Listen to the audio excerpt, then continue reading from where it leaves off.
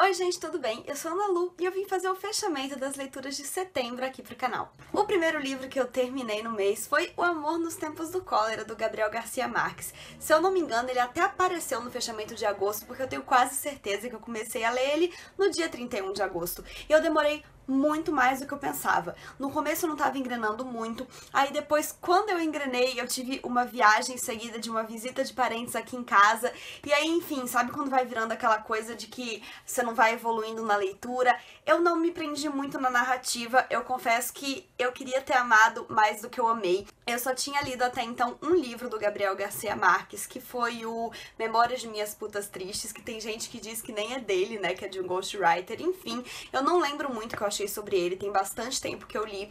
E esse então foi o meu segundo e esperadíssimo livro do autor, nessa edição maravilhosa. Eu queria, assim, amar sem ressalvas, mas a verdade é que eu não me encantei tanto com a narrativa do autor, eu achei que é uma narrativa até meio demorada, assim, meio lenta, não sei. Mas eu sei que no final eu me empolguei de novo e eu terminei apaixonada pelo final do livro. Certamente entrou no hall dos meus finais favoritos da literatura, junto com 1984 e Intermitências da Morte. Eu gostei demais, o final é super despretensioso, enfim, é um livro que eu recomendo bastante, apesar de não ter me apaixonado pela narrativa. Não vou falar muito mais porque vocês sabem, em breve vai ter resenha. Logo depois de terminar O Amor nos Tempos do Cólera, que levou toda a primeira parte do meu mês, eu peguei Distância de Resgate, da Samantha Schweblin, que foi o livro do Leia Mulheres de setembro, do Rio de Janeiro. Como eu estaria por lá, eu resolvi que eu ia querer participar, e foi super gostoso. Eu li esse livro em um dia, eu só não comecei e terminei no mesmo dia, porque eu comecei ele à noite,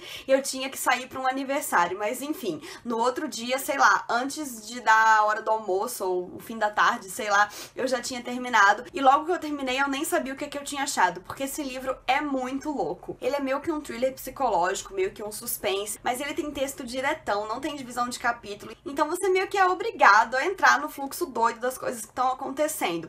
Ele conta a história de uma mãe que vai com a filha de férias para um vilarejo e lá começam a acontecer umas coisas bizarras. Ela conhece uma vizinha da casa que ela alugou que vai contar que uma tragédia aconteceu com o filho dela. E então a Amanda, né, que é a protagonista, vai ficar com muito medo de que aconteça a mesma coisa com a Nina, que é a filha dela. E a gente vai acompanhar um devaneio dela depois que muita coisa já aconteceu e ela vai estar contando essa história. Não posso falar muito mais porque vai ter resenha e eu também não quero dar spoiler, mas é um livro muito doido que eu não esperava que era isso quando eu comecei a ler. Aí então, de Leia Mulheres para Leia Mulheres, eu li Amora, que foi o livro do Leia Mulheres de setembro aqui de Curitiba. Eu achei que eu ia gostar mais desse livro também, mas assim, ele é um livro muito lindo, foi meu primeiro livro da Não Editora e ele é realmente muito bonito, muito bem feito, muito bem diagramado, tem imagens, tem aberturas de capítulos, enfim.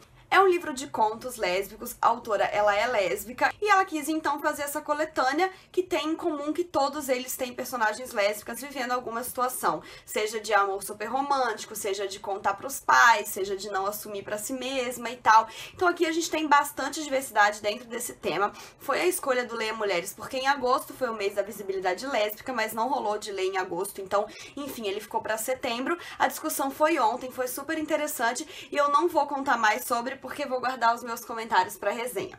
Agora falando de livros que eu comecei, mas não terminei esse mês, um deles foi o Mulheres, Raça e Classe, da Angela Davis, que eu tô lendo no Kindle.